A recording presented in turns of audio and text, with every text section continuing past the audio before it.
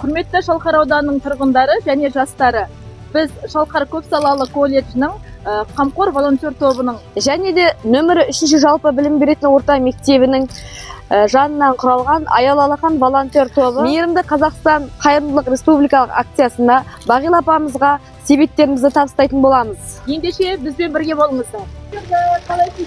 Сәлем апа. Жаңа жылыңызбен. Біздер Шалқар жастары болып, сізге осындай қайырымдылық жасап жүредік. Кішігірім сыйлықтарымызды табыстауға рұқсат етіңіз. Жаңа жылда тек жақсылық тілейміз, деніңіз сау болсын, отбасыңыз аман болсын, уайым қайғыңыз жоқ болсын, және де осыны табыстауға рұқсат етіңіз. Иә. Алла